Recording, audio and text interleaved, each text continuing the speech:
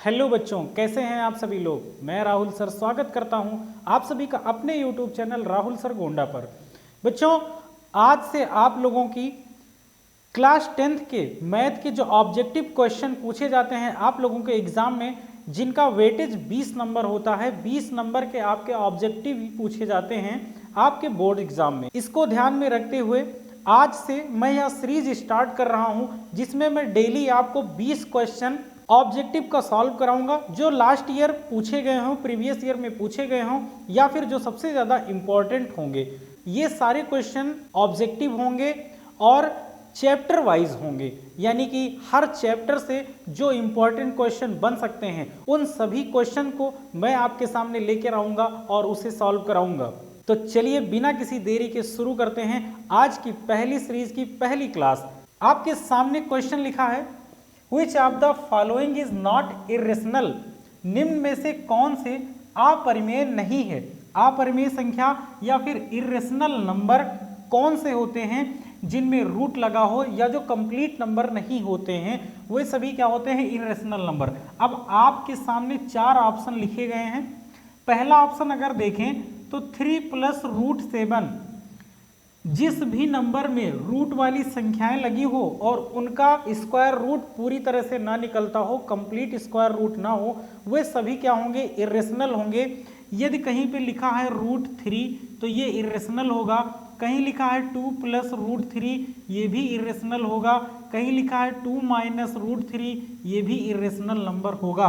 तो इसमें से एक कोई ऐसा है जो इरेशनल नंबर नहीं है, तो वो कौन सा है हमें यही बताना है। अब ध्यान दीजिए, ये तो आप देख के बता देंगे कि ये इरेशनल नंबर है, और ये दूसरा वाला ये भी इरेशनल नंबर है, तो ये भी सही नहीं होगा। तीसरा वाला भी अगर देखें तो ये भी इरेशनल होगा।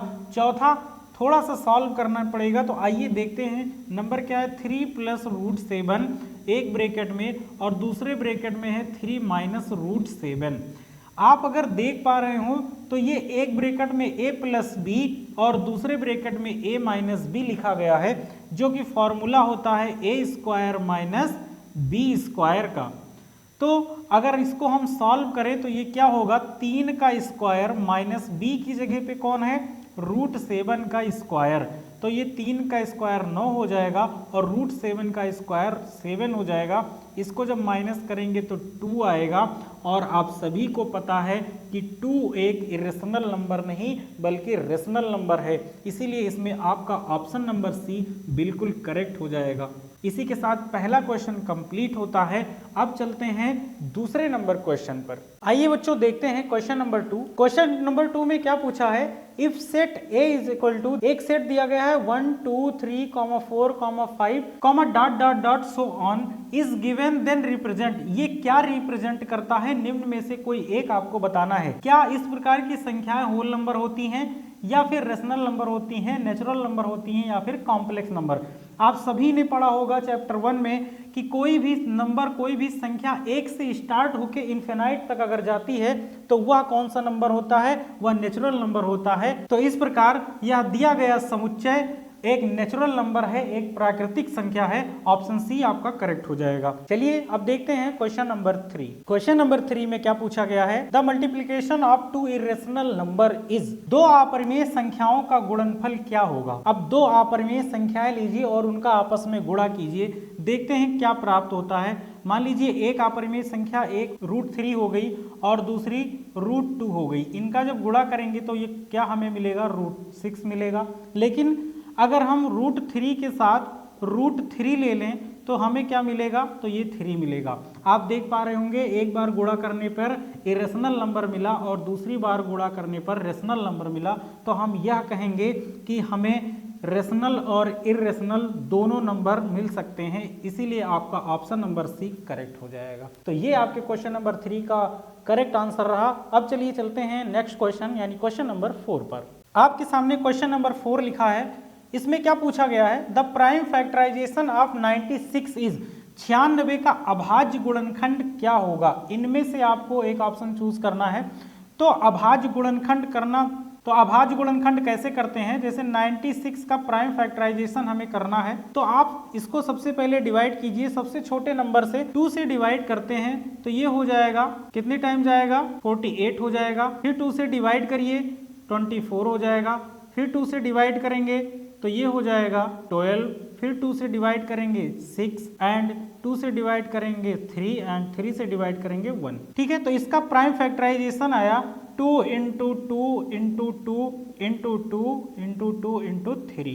आप देख सकते हैं 2 कितनी टाइम है 1 2 3 4 5, तो इसको लिखा जाएगा 2 द पावर 5 इंटू 3। आपके ऑप्शन में ऑप्शन नंबर ए में दिख रहा है, यानी ऑप्शन नंबर ए करेक्ट हो जाएगा। तो इस प्रकार ये क्वेश्चन नंबर 4 का ऑप्शन ए सही हो जाएगा। अब चलिए चलते हैं क्वेश्चन नंबर 5 पर। क्वेश्चन नंबर 5 है the least number that is divisible by all the numbers from 1 to 5, यानी वह छोटी से छोटी संख्या बतानी है जिसे 1 से लेकर 5 तक सभी संख्याएं विभाजित कर दें। लीस्ट नंबर जहां आप देखिए समझ जाइए कि एलसीएम फाइंड करना है। छोटी से छोटी संख्या का मतलब आपको एलसीएम फाइंड करना है किनका, 1 से लेकर 5 तक सभी संख्याओं का। तो संख्याएं क्या होंगी 1 2 3 4 और 5, इनका आप एलसीएम निकाल लीजिए। पहले 2 से डिवाइड करिए, 1 बार जाएगा ये नहीं कटेगा, 2 ये 2 बार जाएगा, फिर 5 नहीं कटेगा, फिर 2 से काटिए ये 1 3 नहीं कटेगा, फिर ये 1 बार जाएगा 5 ऐसे उतार देंगे। अब 3 से काटेंगे तो 3 कट जाएगा, 5 नहीं कटेगा, फिर 5 से कट कर देंगे। तो आप देखेंगे कि इसका जो प्राइम फैक्टराइजेशन आया है वो 2 इंटू 3 इंटू 5, जब इसको मल्टीप्लाई करेंगे तो ये आ जाएगा 60। और 60 ही ऐसा नंबर है जो 1 से डिवाइड होगा, 2 से डिवाइड होगा, 3 से डिवाइड होगा, 4 से एंड 5 से भी डिवाइड होगा, यानी ऑप्शन नंबर बी आपका करेक्ट हो जाएगा। तो इस प्रकार ये आपका क्वेश्चन नंबर 5 कंप्लीट होता है। चलिए चलते हैं नेक्स्ट क्वेश्चन पर। क्वेश्चन नंबर 6 देखते हैं। क्वेश्चन नंबर 6 में क्या पूछा गया है, द सम और difference of 2 irrational number is always, यानी 2 अपरिमेय संख्याओं का योगफल और अंतर सदैव होता है। क्या होता है, क्या हमेशा इरेशनल नंबर को जोड़ने या घटाने पे रेशनल नंबर मिलेगा, या फिर इरेशनल नंबर मिलेगा, या फिर रेशनल या इरेशनल दोनों मिल सकता है, या फिर इनमें से कोई नहीं। तो ध्यान दीजिए, कभी भी आप जब 2 इरेशनल नंबर को ऐड करेंगे या माइनस करेंगे, सब्सट्रैक्ट करेंगे, तो क्या प्राप्त होगा। जैसे मान लीजिए √3 में से √2 माइनस करेंगे तो इसको और ज़्यादा सॉल्व नहीं किया जा सकता है, या फिर √5 में √3 को ऐड करेंगे तो ये भी ऐसे ही रहेगा, ये इसको और नहीं ऐड किया जा सकता है। तो ये किस प्रकार का नंबर होगा, तो ये इरेशनल नंबर होगा, ये भी इरेशनल नंबर होगा, इसीलिए इसमें आपका जो ऑप्शन बी है ये करेक्ट हो जाएगा। तो इस प्रकार ये क्वेश्चन नंबर 6 कंप्लीट होता है। अब चलिए चलते हैं नेक्स्ट क्वेश्चन यानी क्वेश्चन नंबर 7 पर। क्वेश्चन नंबर 7 देखते हैं। क्वेश्चन है the product of 3 consecutive positive integer is divisible by, यानी 3 क्रमागत संख्याओं का गुणनफल सदैव विभाजित होगा। इनमें से किससे विभाजित होगा, तो 3 क्रमागत संख्याएं लिखते हैं, मान लीजिए 2 है, 3 है और 4। जब इनका गुणा करते हैं तो ऐसा नंबर हमें प्राप्त होगा जो इनमें से हमेशा कटेगा। तो इसका जब मल्टीप्लाई करेंगे तो कितना आएगा, 4 दूनी 8 3 24, और 24 इनमें से किससे कट रहा है, तो 24 इनमें से 6 से कट जा रहा है। ठीक है, कोई और एक नंबर ले लेते हैं, मान लीजिए वह नंबर होगा 3 4 और 5। इसको गुणा करते हैं तो 5 से 15, 15 चौका 60। अब देखिए 60 भी 6 से पूरी तरह से कट जा रहा है, इसलिए आपका ऑप्शन नंबर बी करेक्ट हो जाएगा। अब चलिए देखते हैं क्वेश्चन नंबर 8। क्वेश्चन नंबर 8 देखते हैं। क्वेश्चन नंबर 8 क्या है, the set A 0, 1, 2, 3, 4, 5 dot dot dot so on represent the sets of. अब ये कौन सा सेट्स है, आप इसको देखिए। मैंने क्या बताया था कि 1 से लेकर इन्फिनाइट तक नंबर को हम लोग क्या कहते हैं, नेचुरल नंबर कहते हैं, और जब उनमें उनके आगे 0 को ऐड कर दिया जाता है तो वो होल नंबर कहलाता है। आप ध्यान से देखिए, ये 0 से स्टार्ट होकर इन्फिनाइट तक गया है, यानी कि ऑप्शन नंबर ए करेक्ट हो जाएगा, ये होल नंबर का सेट है। तो इस प्रकार क्वेश्चन नंबर 8 कंप्लीट होता है। चलिए देखते हैं क्वेश्चन नंबर 9 को।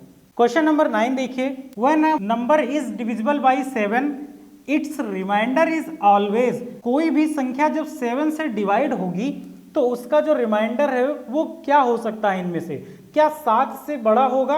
हमेशा ध्यान रखिएगा, किसी भी नंबर से अगर हम डिवाइड करते हैं तो उसका जो रिमाइंडर आएगा वो हमेशा इससे छोटा आता है। जैसे मान लीजिए 5 को हम डिवाइड करते हैं 2 से, अगर इसको डिवाइड करेंगे कितने टाइम जाएगा 4, हमें रिमाइंडर कितना मिलेगा 1, ये 2 से छोटा है, इसीलिए हमेशा छोटा आएगा, यानी less than 7, option C correct हो जाएगा। चलिए देखते हैं क्वेश्चन नंबर 10। क्वेश्चन नंबर 10 में दिया गया है और पूछा गया है इसको सॉल्व करने पे हमें इनमें से क्या मिलेगा, किस प्रकार का नंबर हमें प्राप्त होगा। तो इसको देखते हैं, सॉल्व करते हैं। 6 + 5√3 माइनस 4 माइनस 3√3 है। अब ध्यान दीजिएगा, जब ये ब्रैकेट ओपन होगा तो ये साइन चेंज हो जाएगा, यहाँ माइनस आ जाएगा और यहाँ माइनस है तो ये प्लस हो जाएगा। ठीक है, अब ये ऐड कर लेते हैं। देखिए 6 में से 4 ये माइनस हो जाएगा, कितना आएगा 2 आएगा, और 5√3 और 3√3 ऐड होंगे तो ये कितना आ जाएगा, तो ये आ जाएगा 8√3। यहाँ से अगर 2 कॉमन ले लें तो 1 + 4√3 आएगा, जो कि एक इरेशनल नंबर होगा, यानी ऑप्शन नंबर बी आपका करेक्ट हो जाएगा। आइए देखते हैं क्वेश्चन नंबर 11। क्वेश्चन नंबर 11 में क्या पूछा गया है, HCF दिया गया है, 2 नंबर हैं, दोनों का HCF दिया गया है, LCM दिया गया है, उनमें से एक संख्या दी गई है और दूसरी संख्या पूछी गई है। आप सभी ने पढ़ा होगा LCM × HCF is equal to first number × second number. देखिए फर्स्ट नंबर इसमें 16 है, सेकेंड नंबर y है, यही y हमें फाइंड करना है। और देखिए HCF दिया गया है, LCM भी दिया गया है, तो वैल्यू पुट करते हैं। LCM कितना है 48, तो यहाँ 48 रख दीजिए। HCF है 8, तो यहाँ पे 8 रख दीजिए। फर्स्ट नंबर 16 है, सेकेंड नंबर y है, इसी का मान हमें निकालना है। 16 को आप इधर ट्रांसफर करिए तो ये आ जाएगा डिनोमिनेटर में, यानी y इज इक्वल टू 48 × 8/16 हो जाएगा। ये इससे कट हो जाएगा, कितनी बार जाएगा 3 बार, तो y इज इक्वल टू 3 × 8, इसको मल्टीप्लाई करेंगे तो ये आ जाएगा 24, जो कि ऑप्शन नंबर ए में है, ऑप्शन नंबर ए करेक्ट हो जाएगा। इस प्रकार ये क्वेश्चन नंबर 11 कंप्लीट होता है। अब चलिए देखते हैं क्वेश्चन नंबर 12। क्वेश्चन नंबर 12 देखते हैं, find the HCF 26 and 91 is. हमें इसमें HCF फाइंड करना है, बहुत ही आसान क्वेश्चन है। तो क्या करेंगे इसके लिए, सबसे पहले इन दोनों का प्राइम फैक्टराइजेशन कर लीजिए, अभाज्य गुणनखंड कर लीजिए। तो 26 को हम लोग कैसे तोड़ सकते हैं, अगर इसको तोड़ा जाए तो इसको लिख सकते हैं 2 × 13, 2 × 13 लिख सकते हैं, 13 दूना 26। और इसको 91 को अगर तोड़े तो इसको लिख सकते हैं 7 × 13, 13 सत्ते 91। HCF का मतलब क्या होता है, जो हाईएस्ट कॉमन फैक्टर होता है वही HCF होता है। तो इसमें कॉमन आपको क्या दिख रहा है 13, तो ये 13 आपका HCF हो जाएगा, ऑप्शन बी करेक्ट हो जाएगा। क्वेश्चन नंबर 12 कंप्लीट होता है। अब देखते हैं क्वेश्चन नंबर 13। आइए देखते हैं क्वेश्चन नंबर 13 क्या फाइंड करना है। The largest number that divides 70 and 125, वह बड़ी से बड़ी संख्या हमें बतानी है जिससे 70 और 125 को भाग करने पर which leaves the remainder 5 and 8, वह बड़ी से बड़ी संख्या ज्ञात कीजिए जिसे 70 और 125 के भाग करने पर 5 और 8 शेषफल क्रमशः बचे।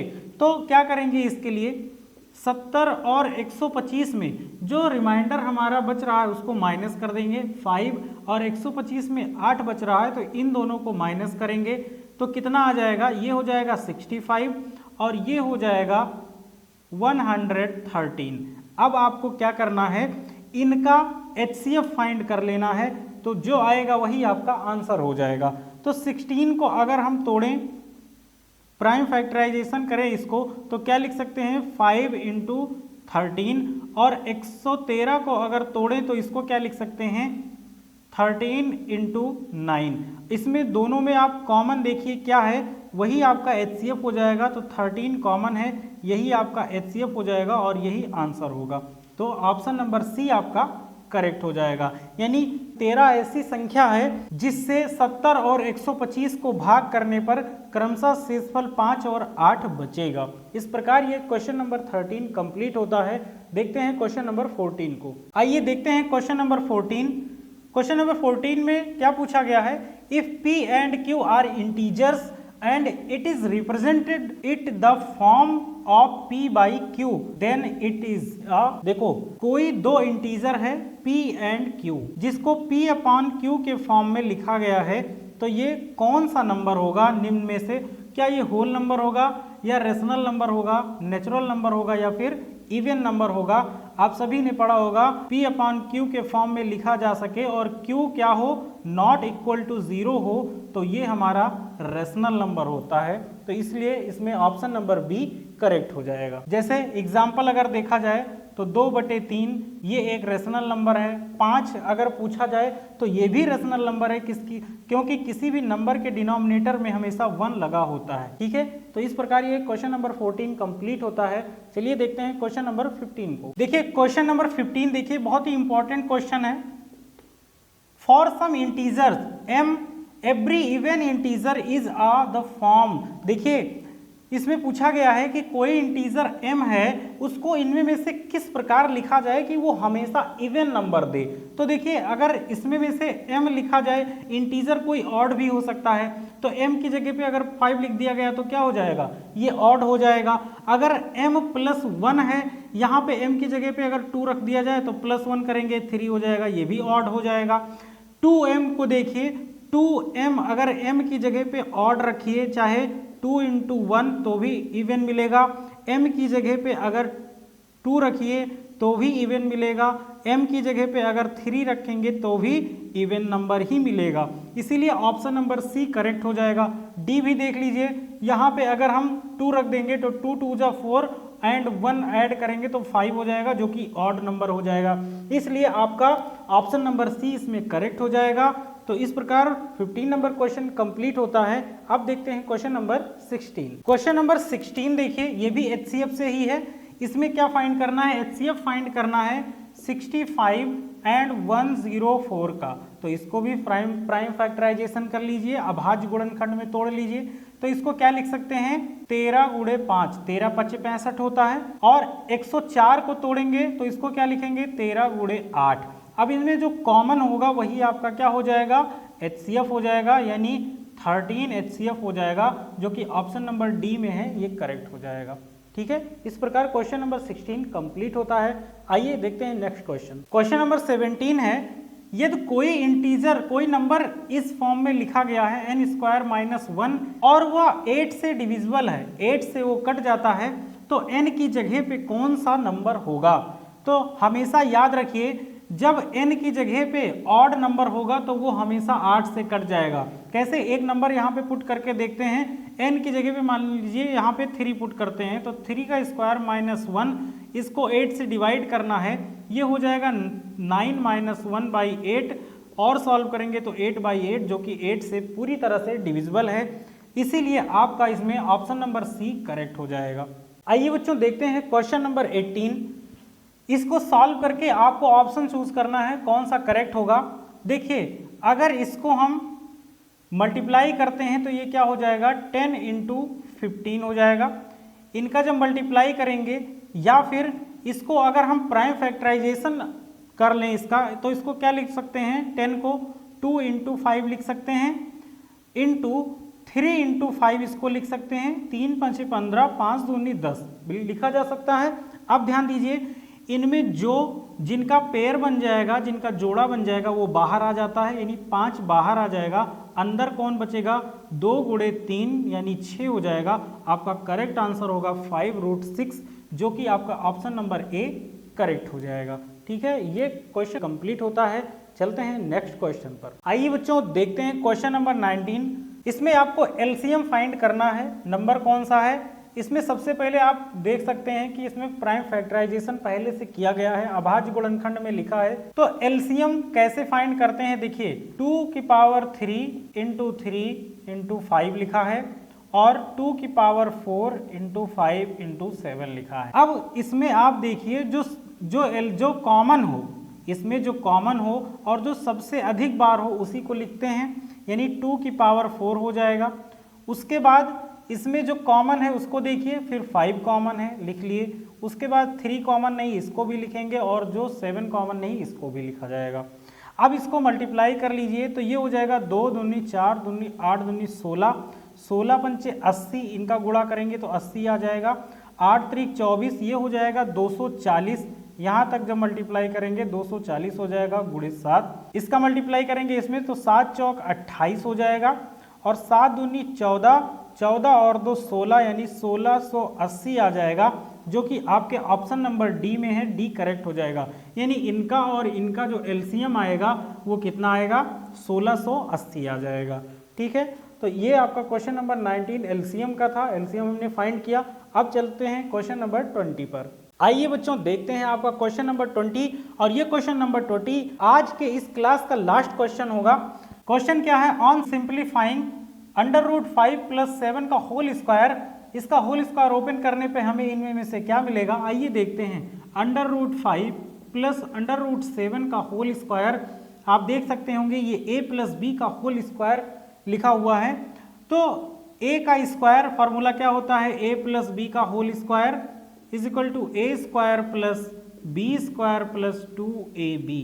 a स्क्वायर a की जगह पे √5 है तो √5 का स्क्वायर करेंगे, b² यानी √7 का स्क्वायर प्लस 2 × √5 एंड इंटू √7 हो जाएगा। इसको ओपन करेंगे तो 5 मिलेगा, इसको ओपन करेंगे 7 मिलेगा, और इनका आपस में मल्टीप्लाई हो जाएगा तो 2 √ आ जाएगा 35। इसको ऐड करिए तो ये 12 हो जाएगा, 12 + 2 √ 35, ये आपका करेक्ट आंसर हो जाएगा, जो कि आपके ऑप्शन नंबर डी में है। तो ऑप्शन नंबर डी करेक्ट हो जाएगा। तो ये आज आपकी पहली ऑब्जेक्टिव यानी एमसीक्यू की क्लास थी, जो कि हमने 20 क्वेश्चन देख लिए हैं। उम्मीद करते हैं कि ये क्लास आपके लिए बेहतर साबित होगी, आपके परीक्षा में बहुत ही हेल्प करेगा।